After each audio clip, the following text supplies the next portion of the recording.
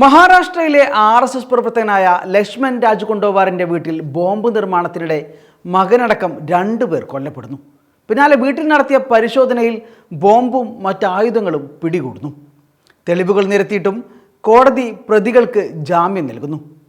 രാജ്യത്തുടനീളം RSS നിരവധി ബോംബാക്രമണങ്ങൾ സംഘടിപ്പിച്ചതായുള്ള RSS പ്രവർത്തകന്റെ വെളിപ്പെടുത്തൽ കോടതിയിലെത്തുന്നു.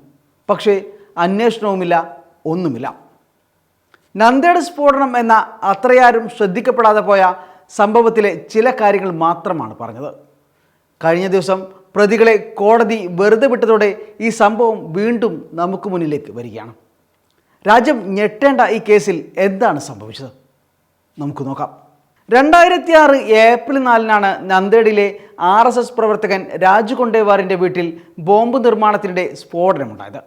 സ്ഫോടനത്തിൽ മകൻ നരേഷ് കൊണ്ടേവാർ, വിശ്വ ഹിന്ദു പരിഷത്ത് നേതാവ് ഹിമാൻഷു പാണ്ഡെ എന്നിവരാണ് കൊല്ലപ്പെട്ടത്. സംഭവത്തിന് ശേഷം സ്ഥലത്തെത്തിയ പോലീസ് പൊട്ടാതെ അവശേഷിച്ച ബോംബ് കണ്ടെടുത്ത് നിർവീര്യമാക്കിയിരുന്നു. മഹാരാഷ്ട്ര തീവ്രവാദ വിരുദ്ധ സേന അഥവാ ATS അന്വേഷിച്ച കേസ് പിന്നീട് CBIക്ക് കൈമാറുകയായിരുന്നു.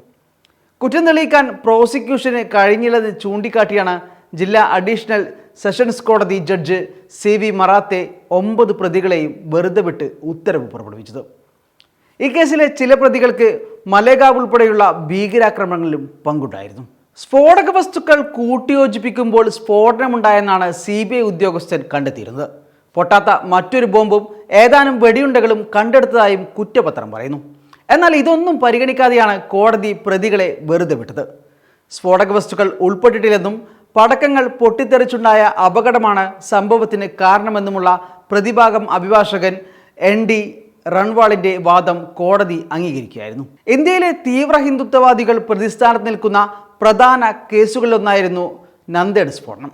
രാജ്യത്തുടനീളം RSS നിരവധി ബോംബാക്രമണങ്ങൾ സംഘടിപ്പിച്ചതായും ബോംബ് പരിശീലനം നടത്തിയതായും വെളിപ്പെടുത്തി നന്ദേഡ് കേസിൽ കക്ഷി ചേർക്കണമെന്നാവശ്യപ്പെട്ട് യശ്വന്ത് ഷിൻഡെ എന്ന RSS പ്രവർത്തകൻ രംഗത്ത് വന്നതും ഈ കേസിലാണ്. സംഘപരിവാറിന്റെ ഉള്ളറകൾ കൃത്യമായി മനസ്സിലാക്കിയിരുന്ന യശ്വന്ത് ഷിൻഡെയുടെ വെളിപ്പെടുത്തൽ ഞെട്ടലോടെയാണ് രാജ്യം വന്ന് കേട്ടത്.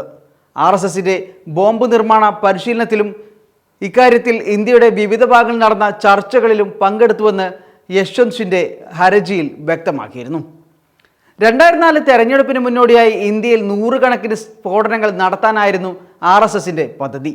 എന്നാൽ ബോംബ് നിർമ്മാണ പരിശീലന ക്യാമ്പിൽ പങ്കെടുത്ത ചിലരെ ഞാൻ പിന്തിരിപ്പിച്ചതിനാൽ പലതും നടക്കാതെ പോയി. BJPക്ക് അധികാരത്തിലേറാനാണ് സ്ഫോടനങ്ങൾ ആസൂത്രണം ചെയ്തതെന്ന് ചൂണ്ടിക്കാട്ടിയ ഷിൻഡെ വിവിധ ഭാഗങ്ങളിലെ പരിശീലന ക്യാമ്പുകളിലെ അനുഭവങ്ങളും വിശദീകരിക്കുന്നുണ്ട്. പൂനെയിലെ സിൻഹാദ് കോട്ടയ്ക്ക് സമീപമാണ് ആദ്യ പരിശീലനം നടന്നത്. അതിലെ ഇൻസ്ട്രക്ടർമാരായിരുന്ന VHP അഖിലേന്ത്യാ ഓർഗനൈസിംഗ് സെക്രട്ടറി മിലിന്ദ് പരന്തെ, മിഥുൻ ചക്രവർത്തി എന്ന രവി ദേവ്, ഹിമാൻഷു പാണ്ഡെ, രാകേഷ് ദാവദെ എന്നിവരാണ് ആക്രമണങ്ങളുടെ എല്ലാം മുഖ്യ ആസൂത്രകർ. ഇവർ ഒളിവിലിരുന്ന് സ്ഫോടനങ്ങൾ സംഘടിപ്പിച്ചു.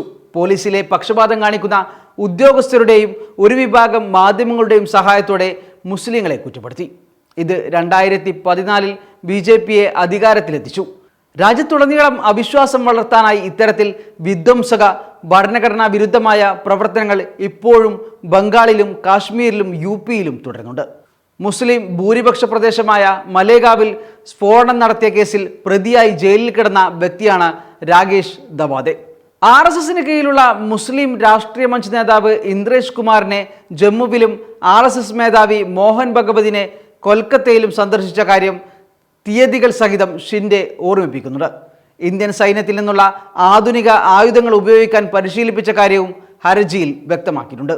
പരിശീലന ശേഷം വനപ്രദേശങ്ങളിൽ പോയി ബോംബുകൾ പരീക്ഷിച്ച കാര്യവും ഷിൻഡെ വ്യക്തമാക്കുന്നു. ഹിന്ദുമതം മഹത്തരമാണ്. ഹിന്ദുക്കൾക്ക് ഭീകരരുമായി ഒത്തുപോകാനാവില്ല. പക്ഷേ VHP, RSS, ബജ്രംഗ് ദൾ എന്നീ സംഘടനകൾ BJPയുടെ രാഷ്ട്രീയ നേട്ടത്തിനു വേണ്ടി ഭീകരപ്രവർത്തനങ്ങളിൽ ഏർപ്പെടുകയാണ്. രാഷ്ട്രീയ ലാഭത്തിനു വേണ്ടി നിരപരാധികളായ ഹിന്ദുക്കളെയും മുസ്ലിങ്ങളെയും ക്രൈസ്തവരെയും കൊന്നൊടുക്കാനാണ് RSS ശ്രമിച്ചതെന്നും ഹിന്ദുമതത്തിനോടുള്ള സ്നേഹമാണ് ഈ വൈകിയ വേളയിൽ ഇത്തരത്തിലൊരു ഹർജി നൽകാൻ പ്രേരിപ്പിച്ചതെന്നും ഷിൻഡെ ചൂണ്ടിക്കാട്ടിയെങ്കിലും കോടതി ഹർജി തള്ളുകയാണ് ഉണ്ടായത്. ഇത്തരമൊരു ഞെട്ടിക്കുന്ന വെളിപ്പെടുത്തലുണ്ടായിട്ടും അന്വേഷിക്കാൻ കോടതി നിർദ്ദേശം നൽകിയില്ല എന്നത് ഏറെ ദൗർഭാഗ്യകരമാണ്. waytonikah.com, the exclusive Muslim matrimonial site.